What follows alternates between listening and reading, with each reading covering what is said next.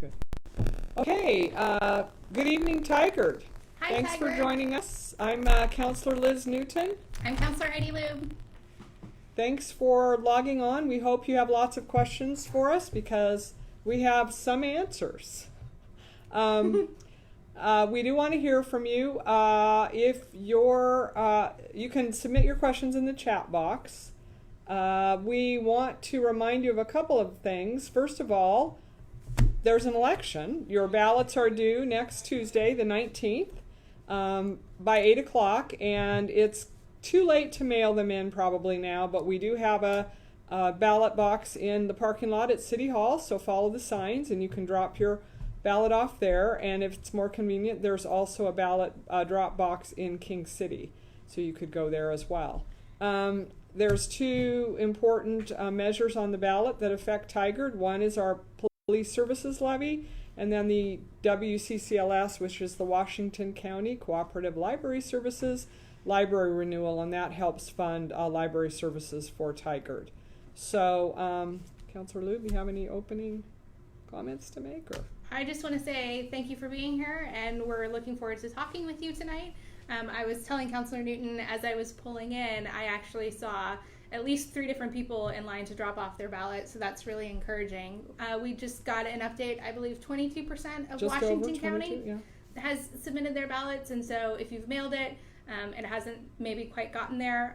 I don't know if you know this, but there's a really cool way you can actually go onto the Secretary of State website and figure out if your ballot's been received or not. So once you've mailed it, you can make sure that they have received it and it's counted. So it was kind of cool to see when mine was received. That's cool. Yeah.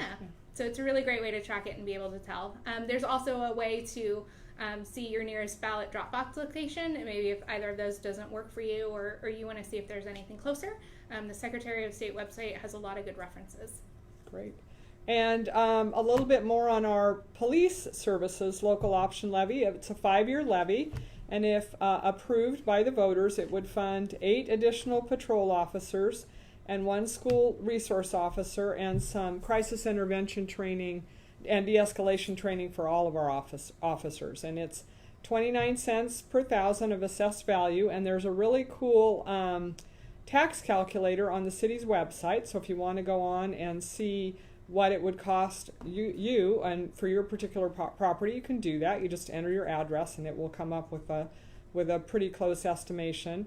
An average house that's worth, what is it, $400,000 with an assessed value of about $280,000. Remember, your assessed value is less, and that's what your property taxes are based on. It's about $81 a year in that average example, which is about $6.75 a month.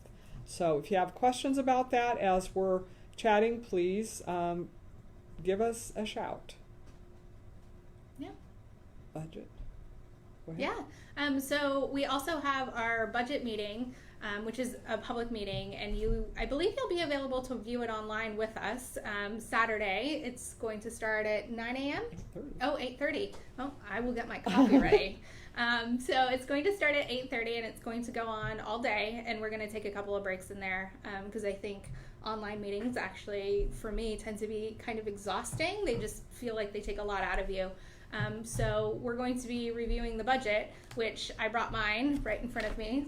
This is our budget for the year, as I've been looking through it to make some discussion points and to talk about, what our next fiscal year is going to look like. And we are accepting written testimony on the budget, so I'll ask Kent Wyatt, our communications manager, who is here and keeping us on track this evening, to give that information out where you can enter your written testimony. Okay, go ahead. Oh, I was just going to say, we really want to hear from you. I know we're talking to a lot of community members right now about, the COVID-19 situation and what's going on with the city, but we really want your input as far as what you want your city to look like and where you want your funds to go. So please reach out to us. There's ways to do that on the website through written testimony. You can also use our council mail and just really get us the information and whatever is the best way for you to communicate with us. Yeah, we'd appreciate it. So, community question, when will the court open again? I think right now they're trying to do as much as they can online.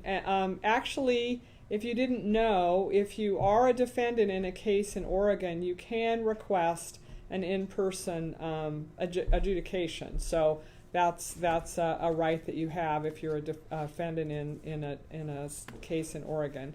In terms of actual appearances before the judge, I think that's something that we're going to have to look at as we resume services in a more in-person way. We're working with Washington County on that, and so stay tuned.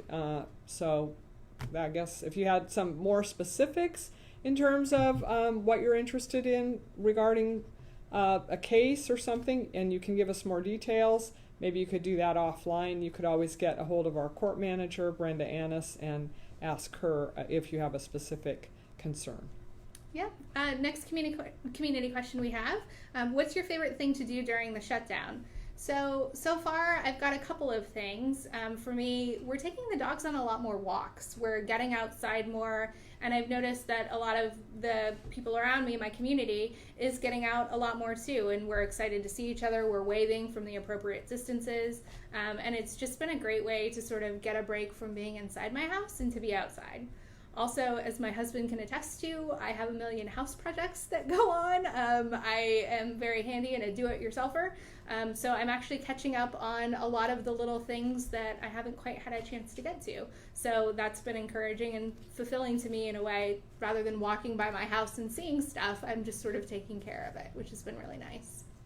And I enjoy cooking, so I'm able to do more of that. And then I have a niece who works from my dining room. I'm her home office, long story, but I'm enjoying the weekly play dates I have with her 3.5-year-old daughter because they live in an apartment and I have a backyard, and it's much more fun than the driveway at the apartment. So that's fun too.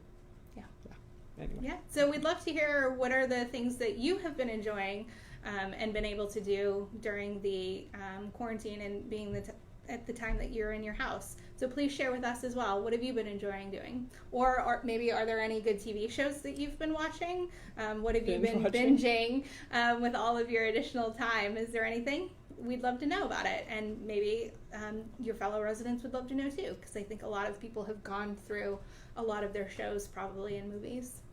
And both Councilor Lueb and I have been doing some outreach on the phone to Tigard voters. We originally planned to go door to door, but that's not prudent right now. And we've both enjoyed having conversations with voters about issues they're concerned about, talking about the police levy, and then just a lot of other interesting things that are on voters' minds. And so that's been a good thing to do too. I've enjoyed that. Yeah, I think it's an interesting way to communicate and to campaign. I think I've had a lot of surprised city residents on the phone when I say, hi, I'm Heidi Lueb, I'm one of your city councilors, and first off, how are you doing? Like, how is your life going in this current situation?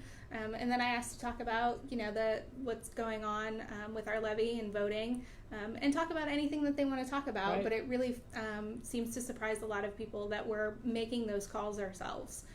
But it's been a great way to feel connected to the community rather than being able to be out there and to just really talk to them about what's going on. Right. So if you have questions, the Connect Council page on the city's website's a good way to reach out to us. And I've had all myriad of questions and concerns raised. So, okay, COVID-19, what we've been doing, looks like Councilor Lueb has the Tigard Cares information in front of her. So we've done some programs. The City Council is trying really hard to be as responsive as we can to our community. We know a lot of you are unemployed, really unfortunate situation. A lot of our local businesses are really hurting. So we're trying to think of things that we can do to give you some immediate relief and things that we can do quickly that the city has some control over. So, Councilor Lueb, you want to talk about a couple of those things? Yeah, so our Tigard Cares program was funded through 3 different ways for our businesses. The MISO grants, Craft 3 loans, and MISO loans. And I believe we're in the last phase of it where we've allocated all of the grants.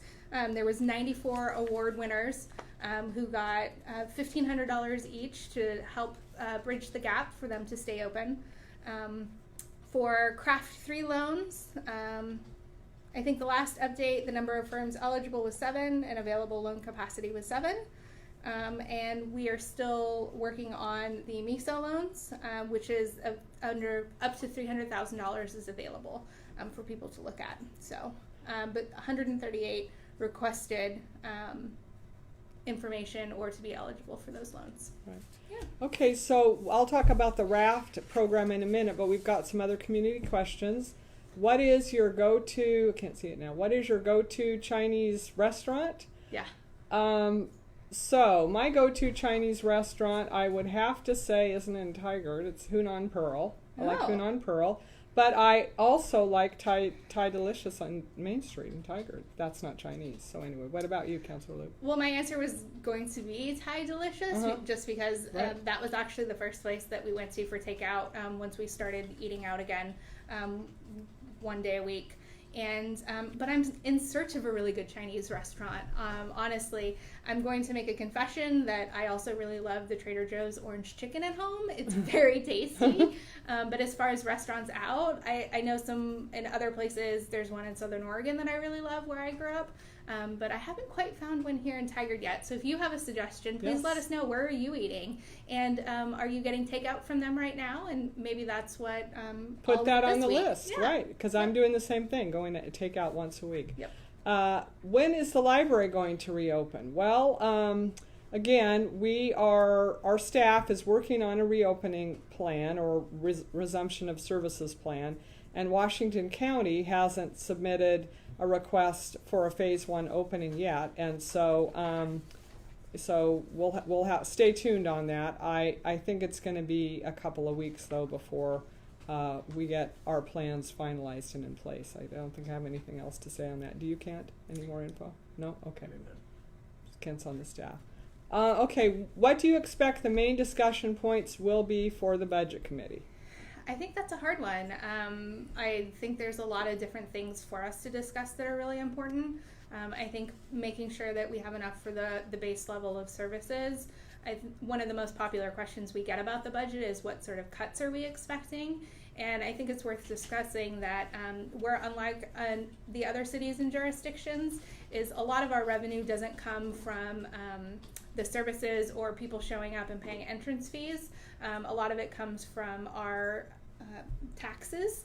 And so there's only a couple of areas in which COVID-19 is really going to impact our budget, and that's going to be the transient lodging tax, simply because hotels aren't at capacity. A lot of them are closed right now. And the gas tax is a big one, just because people aren't driving. I know I'm not driving. Actually, I don't know the last time I filled my tank. I did it, yes. I filled my tank yesterday, and the last time was March 26th. So yeah, it's been a while. Yeah. So those are really the two areas I think that we're going to feel the most pinch in our budget. But fortunately, as far as services and those things go, it's not going to impact us in a way in which we're going to have to do maybe a lot of layoffs or that sort of aspect. But I think the biggest part of the discussion is for one-time items or maybe projects that we had, what do we want to fund? What do we want to hold on to? Because I think there's so much uncertainty regarding COVID-19. And one of the things that the council felt was really important is that if there's additional funding for this crisis above and beyond what we've already voted on, we want that to be a community discussion with the budget committee. So that's going to be a really important talking point as well. Right, and I guess I would add on to that. I think, just to echo what Councilor Lueb said, we are going to need to make sure that we protect the ability to respond if we need to with funding for some sort of additional assistance to the community as we get on the other side of this, say in 6 months. Are we in a position to do more to assist the community? The other thing is the council delayed rate increases. Yep. So there's other things that impact the community that also impact funding for things like capital projects. And so I think we're going to have a discussion about how that affects things moving forward. So yeah, I think it's, how we look at current expenses related to the COVID-19 impacts down the road, and also how rates and the fund sources that Councilor Lueb talked about affect our bottom line. So, okay, we had an update from the city manager about the reopening. So the city will follow state and county guidance about reopening Washington County will probably not apply for another week or two. City services will reopen with many or current restrictions still in place, few people and physical distancing. And governor's guidance about what will reopen on May 15th, we are looking at that guidance now and hope to reopen some of outdoor recreation services in parks in the next couple of days. So that's what we're trying to look at. Follow up on dog parks and skate. Okay, and that's Yeah, what we're, go ahead. I was going to say, I think maybe the most exciting news for a lot of our residents who have been concerned about it, dog parks and the skate park could be some of the first things that we're able to open. We hope to have some information to you early next week on how quickly we can make sure we're complying with everything, because we have heard you loud and clear. Dog parks are important. We all love our furry four-legged friends, and I think they have some extra pent-up energy from having their humans home, so it's important to make sure that we can have those services open for you to be able to take advantage of. So we're working as hard as we can to try to get those open for you. And I just want to make a comment. You know, the council is working really hard to try to respond to the concerns and issues that we hear from the community, and so is our staff. I mean, it's a day-to-day, it's an evolving situation. So anyway, yeah, we're working really hard to try to move forward, but do it in a thoughtful and appropriate way. So, okay. Any news on Metzker Elementary Community Park Project? I actually don't know the answer to that. Do you know? I don't know. There was some information. It's in the budget, but I don't know in terms of what we're doing on the project itself. I think we're done with design, but I'm not sure where it is. So we will find an answer, and we will make sure to get back to you. If you want to drop your information in there, send us a direct message so we have your email, Right. And we can go ahead and get back to you on the question. The next question is, why did TriMet remove a heavily used bus stop shelter on 99W at Gardy McDonald, adjacent to Goodwill and Walgreens? This is a critical piece of infrastructure for a number of minority, immigrant, and low-income populations that live in the vicinity and are transit dependent. That's a really good question. I haven't been over there to see that stop was taken out. You know, I haven't either, and I know from living in the community for a long time that it is a heavily used bus stop. Mm-hmm. I haven't been down there much since the quarantine, and I hadn't noticed it. So I made a note, and I'm sure Mr. Wyatt made a note too. So if you want to give us your contact information, we can get back to you, or we'll have something posted about that. Sorry, we don't know the answer to that one. Yeah, the next question I see, dogs are okay. What about parks for kids? Kids are important too. They certainly are. I think the governor was specific as far as playgrounds not being open quite yet. And so the parks are actually open. So you are able to use the areas and the trails. But right now the playgrounds are closed, the restrooms are closed, and the dog parks are closed. And the sport courts are closed. And the sport courts are closed. Thank you. And so you're able to go out there and recreate and enjoy as long as you're maintaining that social distancing and giving each other enough space to be outside, which I found it's really important for me personally and for sort of my sanity level and my mood in order to be able to get outside and get some fresh air and outside of my house. So the parks are open. There's just areas within the parks that are closed. But I think the concern is with those play structures, they're really hard to keep clean and to make sure that we're sanitizing it and it's a safe, available area. And so we will be following the governor's guidance as far as when we will be able to have those open. But there's certainly something we want open. We know kids have energy that they need to get out to. Hopefully just being able to run around the park a little and use those trails is a good substitute in the meantime. Run on the big open areas. I live near Dirksen Park, and I see families running around on the big open space near the playground, you know, the big field. They're running like crazy. So yeah, they're getting some energy out. Yeah, I think good. we all have some extra pent-up energy that we need to get out for sure. Another question, is Tigard going to allow the homeless to set up in our neighborhoods once the inevitable happens to many people soon? Ronnie, I assume you're talking about people having issues staying in their housing and not having anywhere to go. I do know, you know, with the governor's order, the evictions have stopped for as long as the emergency. the emergency is in place. Right. But we were also really doing our best as a community to try to meet the needs in different ways to reach out. So Tigard specifically, through a bunch of different programs that we've done, through the RAFT program, we're certainly reaching out to our community to help try to bridge the gap. There's a couple of different ways that we're funding that. I know that you were on the No, you committee. go If ahead. you want to speak to Okay, sure. I ways was on that the we're- committee. Yeah, We Councilor got Newton some- has a little more information. Right. We got some great applications for our residential aid for relief to Tigard program, and we focused on people being food insecure and housing insecure and being able to pay for utilities, basically. So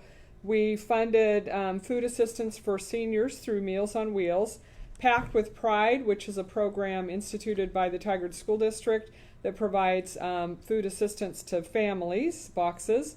The Community Partners for Affordable Housing gave them some funding for what's called benefits navigation, which helps people be able to resource different programs that are available. St. Vincent de Paul provides rent and utility assistance to Tigard folks.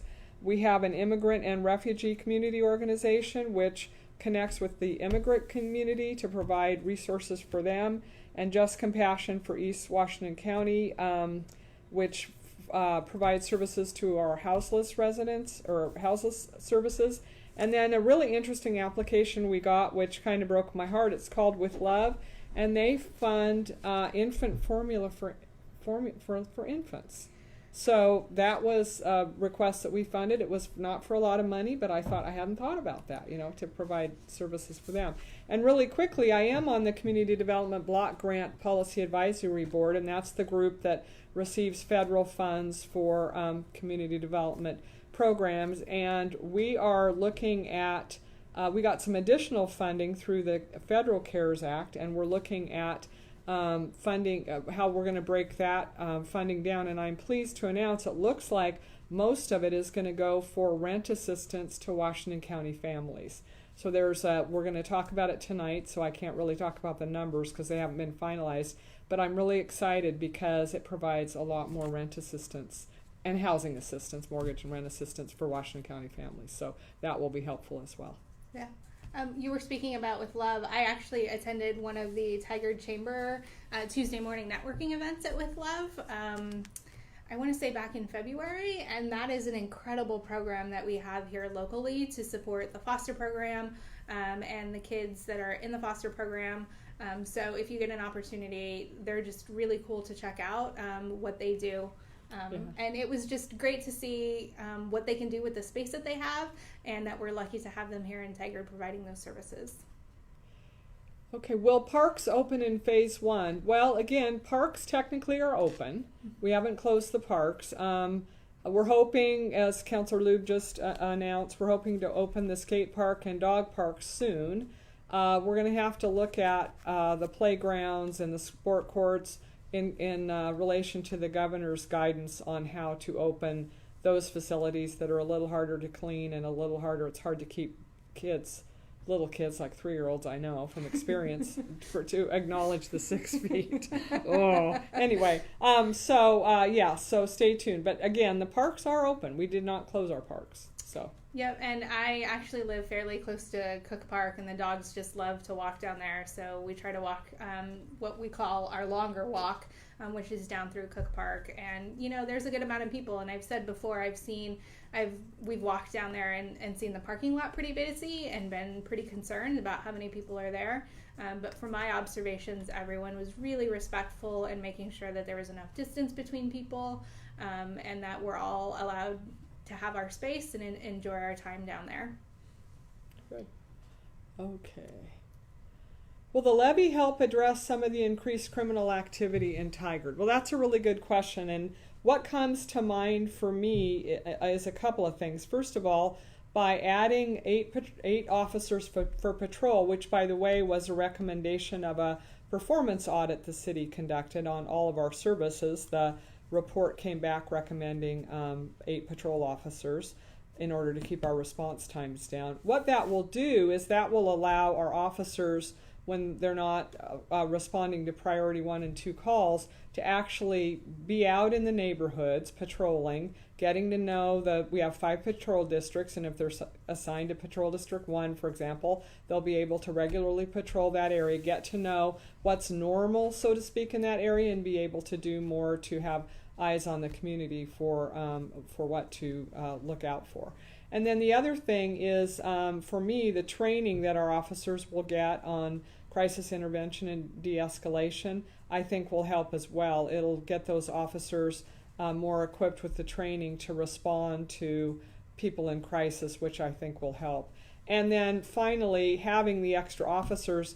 The other night, I have a niece who lives in the downtown area of Tigard, and there were 3 priority 1 calls, and they closed Main Street. So, having enough officers to respond to calls is also going to be important. So we've also had an increase, unfortunately, in commercial burglaries with this COVID-19, which is unfortunate. So we've spent a lot of time trying to keep eyes on businesses. So with more officers, we'll be able to do that. I don't know if you have any comments. Yeah, I would say, I think the businesses being closed and the crimes of opportunity, the more that we can get out and continue walking and to walk by those businesses is really important to keep eyes and ears out. The only thing I would also add is our minimum patrols sometimes are 3 officers in our 5 districts. For me, that's really concerning, and one of the things that I know Chief McAlpine really wants to focus on is community policing, which is allowing those officers to really stay in their home districts and get to know the people and get to know the situation there. And so they're also able to observe and see things proactively that may be going on that haven't been called in yet, but to really understand their community and their district, to be able to respond to things and know what's normal and know what looks a little funny. I think that's really important to build those relationships. So that's one of the things that I think is really important and would help, I hope, to deter crime if you see an officer more regularly in your area. So what if the levy doesn't pass? How will we address the increased calls for service? That is a really good question. And since this is one of the the council's pretty much top priority right now is if the levy doesn't pass, we are going to have to really take a hard look at what we're going to do about trying to address the issue of police staffing. So we'll have to have a discussion and figure out what we're going to do. So yeah, and it's a hard thing to answer right now, and I certainly don't think we have an answer for it. But it's something that we are committed to solving and figuring out. So stay tuned. I hope Tuesday evening we have some good news. So just a reminder to vote. Please make sure you vote. Again, it's too late to mail in your ballot. Please drop it off at one of the ballot drop locations. But it's important to vote right now. There's a lot of good levies on the ballot for you to look at as well. Right. Any other questions right now? No. Okay. We don't have any questions. Councilor, should we talk about what the council passed on Tuesday? Sure, the additional you go ahead. programs? Yeah, you got that. Good. Yeah, so I brought some information, and the council actually passed on Tuesday a credit to home utility bills, which a lot of people, I know there's a misconception, we call it the water bill, but it's actually a utility bill that provides a lot of services on top of the water. But one of the most important things is we made a good effort to try to reach out to our business community. It was important for us to also reach out to our residents who are having a tough time. And so for residents who are on unemployment, you can apply for a $40 credit to your utility bill for each of the months that you're on unemployment. We're going to have more information out to you on how to get that credit applied. It was only passed on Tuesday, so we're still working on the details. But the same thing applies to businesses. So it was just really important for us to be able to provide a little bit of relief. It's certainly not going to solve anything, but it'll hopefully help bridge the gap in the meantime. Right. And did we have a couple other things that we did? The other thing is alarm permit fees. Yeah, right. Late fees. Yeah, so you'd still need an alarm permit. We still want you to file for an alarm permit, but if you're in a position where you are not able to pay the fee, we will delay that payment, and we also won't be assessing late fees if you can't pay the fee. But please apply, and please get your alarm permits, because we do need to know where those are, and so we know about responding to them. Also, you want to keep do what you need to do so you don't have false alarms, because those we will have to charge you for. We have to respond to a false alarm. Yeah. The next question we have is, living in Tigard, does the ballot have to be dropped in Tigard, or can it be dropped in Multnomah County? Anywhere. It can be Anywhere anywhere in the there's a state. ballot drop box. And if you'll notice, your ballot probably has a color on the envelope, and that Oh. tells, if you take your ballot to Yamhill County, for example, when they get it, if it's purple, I think we might be purple, I don't remember, it will go immediately to Washington County to be counted. So they're coded. The envelopes are coded, so you can drop it off anywhere in the state. If you happen to be in Pendleton on Tuesday, go ahead and drop it off. Right? Okay. Important thing. Thank you for voting, and thank you for asking the question. Right. Advice for high school kids interested in a career in politics. A career in politics. Career in local government, a career in public service, a career in politics. Okay. Well, first of all, you could apply to be our youth city councilor. The applications are closed, right, but in the future. In the future, yeah, that's it's a something really way you to could get do. an introduction. Right. Or apply to be on our youth advisory council. That's a good way to get information or learn about how local government works. I also think it's a good idea to take classes that you can about learning about how government works. It's interesting. Many of you know I used to work for the city until I retired. And a lot of my family that didn't really understand how local government works and what we do and the things that we're involved in. So if you can take classes that will teach you about how how government works, how politics works, that would be helpful.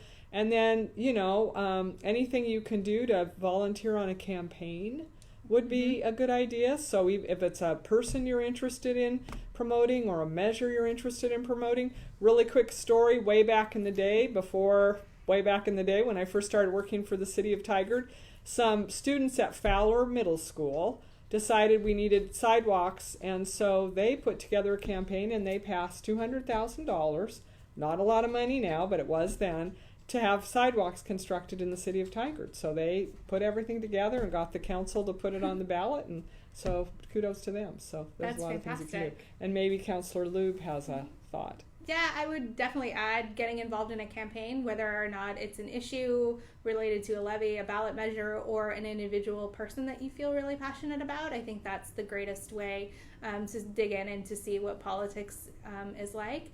The other thing I would say is if there's a position that you really want, say you're interested in a city councilor, please reach out to us. We would love to meet with you and just sort of talk about what our roles and responsibilities are. In order to understand what the position is. The other thing I would say is interning is really great too. Offer up your time and your service in order to figure out what's going on. Also be involved in the community, care and be passionate about something and really dig in and try to find the issue. I think one of the biggest things is people can come in overwhelmed thinking they have to fix everything or know everything, and you don't. There's a great opportunity to learn, ask the questions, be inquisitive, but find something that you're really passionate about that you want to affect change, and that's the greatest way to get involved in politics. Yeah, and I would concur. If you find something you're passionate about, it doesn't feel like work. Yep. So it's good. Oh, and reminding people to complete the census. Thank you, Mr. Wyatt. Yeah. The deadline is now October 15th. So you still have time. It doesn't take long. If I can do it on the computer, you can do it. So it didn't take me very long. And it does matter, I'll say. Tigard is now over 50,000 in population, but every person counts, because that is the determination of how much funding we get through the federal government for transportation, education, the community development block grant program I told you about. So you all count, and we want to be able to provide the services to you that you need, that make our community better. So please take a minute to fill out the census, because all of you count. And I would also say I think Oregon is on the cusp of being able to have enough of a population to have an additional House seat. And so it's really important to make sure that everybody is counted. It has an impact on the influence that Oregon has in the Congress, and it's really important, and there will be redistricting based off of the census. And so please make sure, it's super important again, Right. for all of the funding reasons, but also representation matters. And I also want to say that the information that you provide on the census isn't shared with any other government agency. It was actually challenged after 9/11, and the courts upheld that they are separate. And so your information, you can feel safe that your information is in there and it's not going to be shared with other government agencies. Right. So. But yes, it is pretty quick to fill out online. And I believe if you've lost your paper, you can still go through a question process on the census website Right. to be able to fill it out. So just because you lost your paper, don't think I can't do it. There's still plenty of opportunity for you to go online. So speaking of online, I think it's worth talking about what the city has done in order to stretch our internet connectivity All right. for our residents. So the library, I don't know if you know this, but you can actually park outside of the Tigard Library, and there's wireless services available. So if you don't have internet service at your house, but you have a computer, you can certainly go and park in the library in your car and reach wireless services. We're looking into other areas. I believe you can also do that here at City Hall, Public Works. the Public Works building. Yeah. I think those are the areas, but for whatever you need, we want to make sure that there's an internet connection because being connected is such an important way to be in society anymore and to be able to do things. And so we felt it was really important to provide wireless services where we could. And we're looking at expanding that. We had a report from our staff last Tuesday, and we're looking at doing some outreach to the community about what your needs are. I know the staff is working closely with the Tigard-Tualatin School District because students, obviously, especially in this day of online learning, they need access, and so we're looking at, do we provide more hotspots at the library? Do we work with the school district on that? So if you have thoughts on what you need in terms of internet access for you to conduct your life in a way that helps, whether you have students at home and that's a challenge, any challenges you have regarding access to the internet, we'd like to hear from you so we can make some decisions about how to move forward. Yeah, So. and Dan, thank you for bringing it up. Dan says the library e-cards are awesome, where you can apply for a card on the library website. So cool. So if you have a current library membership, your library card provides you a lot of electronic services such as ebooks, and I know there's lynda.com, and I believe there's even some movies and stuff you can watch on there. And so your library card can provide a lot of that. But if you don't have a library card and you're a City of Tigard resident, you can actually go on and get an e-card, which will allow you to have access to all of those services as well. And so even though we're not renting out books and stuff right now, ebooks are still available. And I know the WCCLS actually has purchased additional ebooks in order to help bridge the gap during this time. So there's definitely still ways to participate in library activities, even if it's not going physically in the building. Right. Okay, is the Southwest Corridor going on as planned? Will it be on the ballot? Okay, the Southwest Corridor is still in sort of design phase. They're working through the details to do the environmental impact statement and that kind of thing. I think the latest steering committee meeting was delayed a little bit, but they're still working on it. It's just not moving quite as quickly. In terms of will it be on the ballot, well, it's not on the May ballot, and the plan was to put it on the ballot in November, but the deadline for setting ballot measures for November, I think, is in August. So at this point, that's what they're looking at, but that final decision hasn't been made. We do have a lot of information on our website. You can go on our website and look at the status. We just made, we're looking at the transportation bridge over 217 from the Tigard Triangle to the downtown in relation to the Southwest Corridor. So there is still some planning going on, but it's slowed down just a bit because of the challenges trying to get public input in the age of COVID-19. So. And I think we're certainly trying to find ways in order to connect with you as much as possible. This is a really great example. These council connections were initially planned to be all over Tigard in different locations, but we're reaching out to you live through Facebook now. As Councilor Newton and I discussed earlier, we're making phone calls to residents. And so, but communication is difficult and participation is difficult. So we're trying to meet you where you are. If there's a way in which we're not reaching out to you or we could do it better, please let us know. We're here for your feedback, and we just want to make sure that we're communicating with you as effectively and completely as possible. Yeah, and hearing what's on your mind. We have a note here. Tigard Essential Need Hub details. So if you need help with food and supplies, there's the Tigard Hub location is the Northwest Christian Church. It's at 13405 Southwest Hall.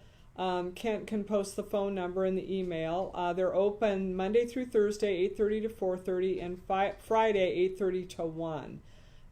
If you can, they're accepting donations for the program they have operating there, and so if you need help, that's a good place to start, and if you can help out, that's a good place to start too. So, okay.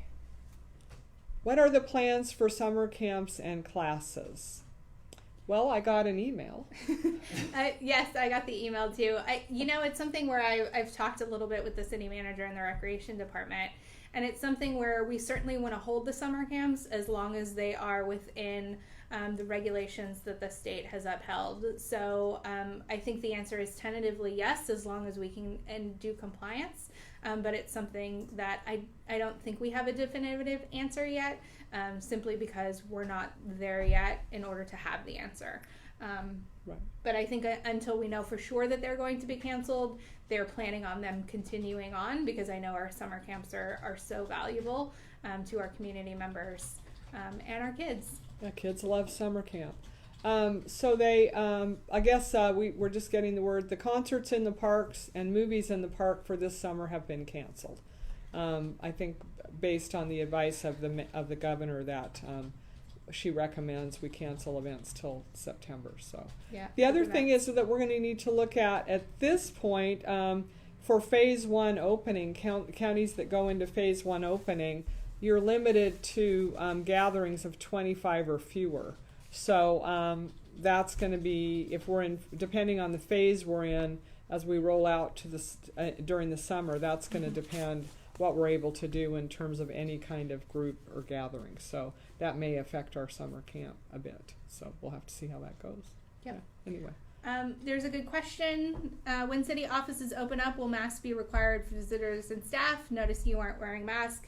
We aren't wearing masks. We do have them. It's a situation in which it's difficult to understand us with our masks on right now.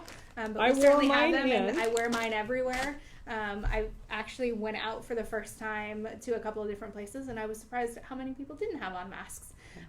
But I would assume if we aren't, depending upon the rules, maybe if we aren't able to keep those 6 feet of distance, that masks may be required. But I think that that's something where the information will roll out as soon as we have a plan to open up the building. So we will communicate effectively on the expectations as far as interacting with our city staff. We just want to make sure our staff are protected and you are protected from everything that's going on right now. So that's a really great question that we'll have an answer to as we have a better plan when we open up. Right. And at this point also, the opening of offices is also not in phase one. So the governor is interested in those workers or employees that are able to telecommute. At this point, they're advising that continue. We need to look at the best way to provide services to you, and obviously that will have some people providing those in person, but we'll be evaluating that as we move forward. Apparently the staff is working on policies about masks. Most likely they will be required and recommended at this point. So that's what we're looking at. Departments are working and have developed plans for reopening when the time comes. Again, we're in Washington County and we're not even to phase one, so we'll see how that goes. Yeah, and we talked about it a little bit at the beginning, but we can talk about it again. So Washington County is maintaining or has passed all of the guidelines that are required for phase one, with the exception of needing 90 contact tracers. And so that's something that I know Washington County is working on, and they believe that maybe early to mid-June is when we will be able to have that application in to the state in order to go into phase one. That's at this point. Yeah. Yep. So. But more information will come out, and we will make sure as we get it from Washington County that we will communicate with you as far as when we'll be able to open up. I know everybody's chomping at the bit to be able to open up a little bit. Yes, we did, Kent. You did. Yeah, so everybody's going to be looking at that. And we also have the opportunity, it's really helpful, to be on a weekly phone call with the League of Oregon Cities. There's over 400 elected officials from around the state. Don't worry, they mute all of us, so we can't talk. And we all listen in as to what's going on, with the governor's office, with the Oregon Health Authority, there's the Office of Emergency Management, and they talk about the food supply. It's fascinating. So we get a lot of information on that call that's and I think our city manager listens in as well. So, we're keeping track of what's going on and getting ideas about how we move forward. So that's helpful as well. We get weekly updates. Yep. So, okay. I've noticed a lot of you are just now joining us. Please submit with your questions below. We would love to communicate with you and answer any questions that you have about what's going on with the city right now. Any questions there, Councilor Lueb? Oh, one just came in. Since May 15th, standalone retail opens up. Do you have any shopping plans this weekend? Know of any Main Street shops planning to be open? Well, that's a good question. Well, first of all, we're going to be in a day-long budget committee meeting on All day Saturday. Saturday. So there you go. That's what we'll be doing on Saturday. Mm-hmm. I have been going to some of the shops that I know are open, wear my mask, do the social distancing. So I go to the cleaners, I'm trying to go into some of the shops. So the ones that are open, I've been going into. But I don't have any immediate plans. I guess I don't need anything right now. So. Yeah, I don't have any immediate plans. My husband has been doing the grocery shopping. I haven't been going out of the house a whole lot. I've got a medical thing that makes me a little more susceptible. But I did have to go to Home Depot. As discussed earlier, I'm finishing out a lot of the little home projects I have. So I had to get some paint and some stuff. So that's where I've gone. But I would like to get out a little bit more. I think just, for sanity purposes, for a lot of people, it may be nice just to be able to get out. So please make sure to bring your masks and to just be kind to each other. I think there's a lot of information right now about just anger and frustration, and we're all just really trying to do our best and make sure we have a safe, healthy environment for everyone who's out and about. Yeah. So a little bit of kindness goes a long way. Right. So if you have thoughts on places to go, also should point out, I'm glad you brought that up about the shopping. We have a Shop Local website at the city's on the city's website. You can go to the Shop Local page, and you can actually nominate locales and say, hey, this shop is open. Give your local favorites a shout out, and there's a map that you can navigate and find out where the different options are. So I would really encourage you. I went into a coffee shop the other day and took a selfie and was promoting the fact that they were open. So go to that Shop Local page on our website and give your favorites a shout out so that we all know what's open.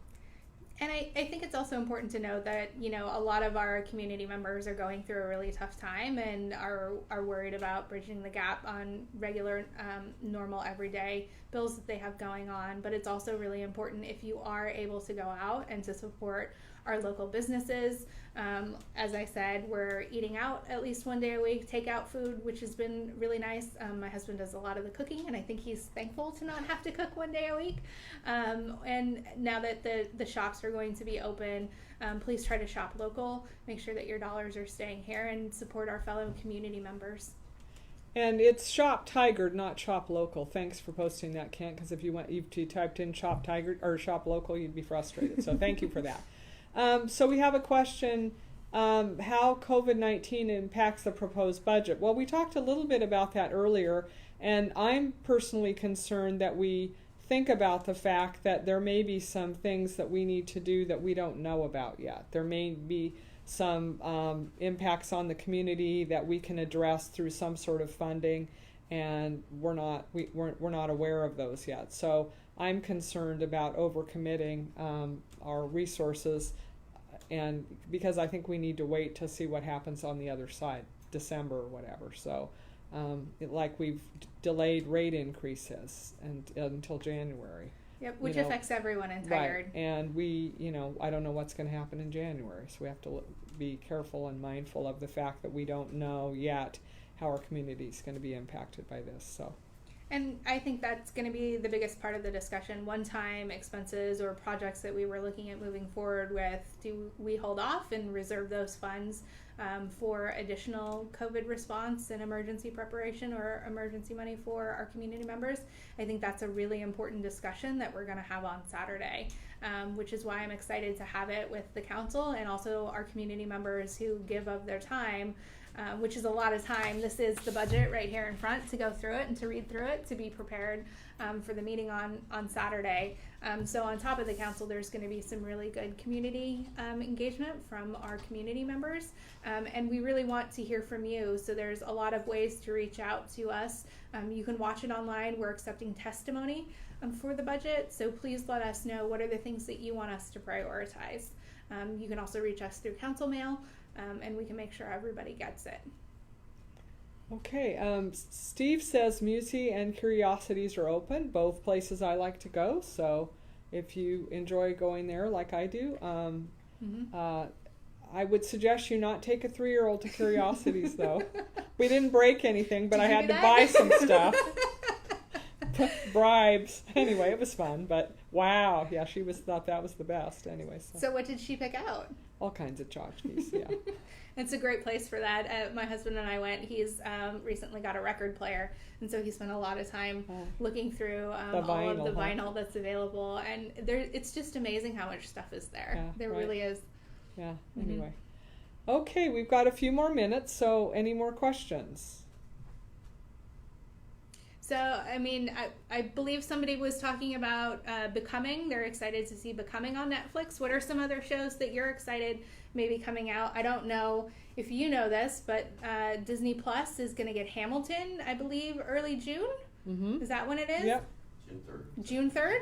I was fortunate enough to be able to see it when it came through here in Portland, and it was just amazing. And so I know a lot of people are really excited to see Hamilton come to Disney Plus. What are some of the things that you're excited about that are going to be on the streaming services or regular cable? What are some of the shows? Or council meetings. Come on. Well, yes, you You can always join watch us on those On too. the city council meetings, too. They're available. You can always watch them through the TVC TV website. I believe, are they also available on YouTube, Kent? Yeah, live stream. Yeah, The live stream's yeah, available right, on YouTube. yeah. You can see what all of our houses look like. Yes. Occasionally my cat will walk through. Anybody with a cat knows they're very hard to control. So he likes to make an appearance with his little kitty face. But yeah. We've had another question. How will you be spending election night? Well, we actually have a council meeting because it's Tuesday. So It's a we short will one. be spending it in council, and then I'm sure we'll be checking the returns. And so, yeah, but we have a council meeting. So Yep. join us. Another question came in. Did you talk about a plan for park playground reopening? Yes, we did. So one of the exciting things is it looks like we should be able to open up the dog parks and the skate parks here pretty soon. We'll have some more information to you early next week. We want to be able to ensure that we're able to keep the areas clean and social distancing, but those two areas are looking to be open fairly soon.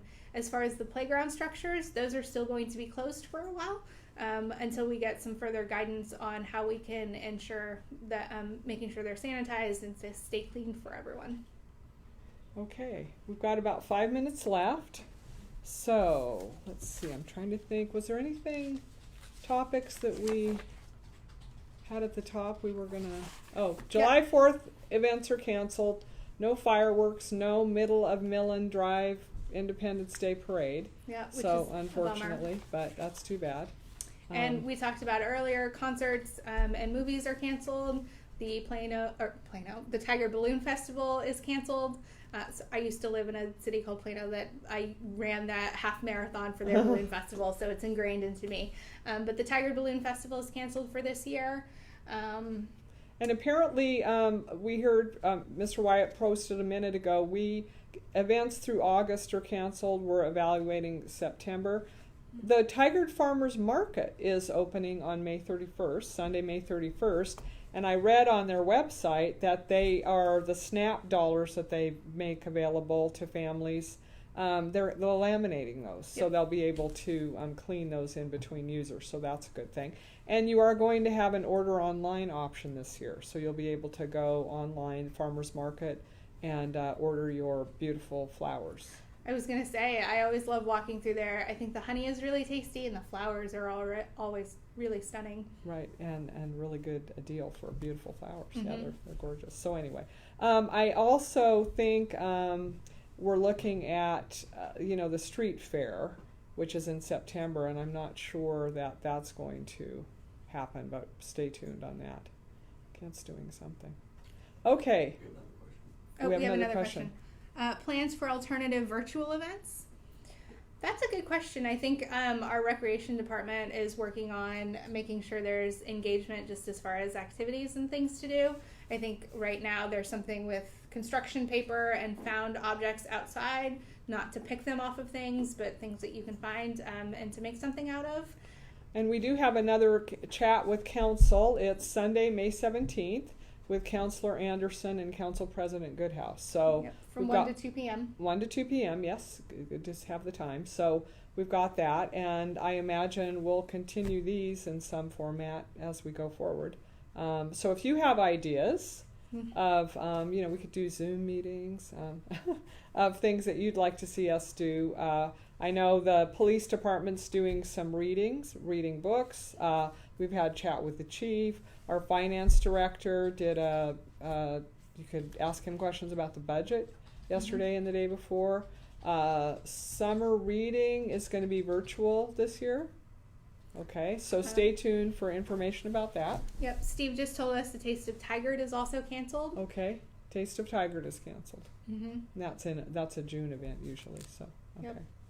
You know, I think the summer is going to look a whole lot different than previous summers, but we do want to continue to, for us as a council, it was really important to make sure that we're out and we're in your neighborhood, which is a really hard thing to do right now with the restrictions. And so we're trying to reach out to you in many different ways. If you have a suggestion, as Councilor Newton said, please let us know. We want to meet you where you are and have these conversations. We appreciate you so much for spending part of your evening with us. Hasn't quite rained, or maybe through here, and so there was a nice opportunity. You could have been outside, but you're here engaging with us, and we really appreciate it for you to be here. But if you have any suggestions, please let us know. We want to talk with you. Right. So we're getting down to the end, right, Kent? Okay. 2 minutes. Okay. Any concerts? So I know that the concerts for us have been canceled, and I believe that the governor has pretty much said any mass gatherings through September are not going on. But I know I have concert tickets for a couple of concerts that are going on this summer, and there's no information yet. So I assume they're probably trying to figure out whether or not the concert is canceled or maybe postponed to another date. But I think anything sort of that would be a mass gathering through the month of September is probably going to be canceled. County fairs, the state fair, all those kinds of things have been canceled. And the Rose Festival is looking at postponing until September, but we'll see what happens there. Yeah, football games. You'll be watching on television. Football games breaks my heart. Oh, yeah, you'll be watching on television. Let's all And go Ducks. Yes, go Ducks. But one of the things as far as phase one is limited. Events are limited to 25 people. And I do know if you look at the baseline reopening, as of tomorrow, local social gatherings over 10 people are prohibited, but those under 10 people must use physical distancing. So there's an opportunity, I think, to be able to get together a little bit more, as long as you're being smart about protecting yourself and protecting others. Yeah. But phase one is 25 people. Right. Okay, I think we're at the end of our... we got a minute. Okay. Well, one more should have specified virtual concerts would be cool. Okay. Oh, that's a great, fun idea. I know there's a lot of, entertainers that are, people that you pay money to go see are doing, just playing on their own, and you can watch them, and it's kind of cool, so... Yeah, my husband watched the Kokua Festival that normally takes place in Hawaii last week or the week before, and really enjoyed it, between Jack Johnson and Willie Nelson and a whole bunch of... It was supposed to be an hour, and it went for 3. I think they had a really good time with that online concert. Yeah, so there's a lot of those going on, so that would be a fun thing to pursue. Yeah. Anyway. Okay, well, don't forget to vote Don't forget to read your budget and provide comments to us by Saturday, or watch. And if you have questions, you can email us about those. And if you have other ideas for ways we can connect with you, we would appreciate hearing those. And so, yeah, thank you so much for your time and being with us this evening. We really appreciate the opportunity to talk to you and to talk a little bit about what's going on in Tigard. And thank you for being here. stay healthy.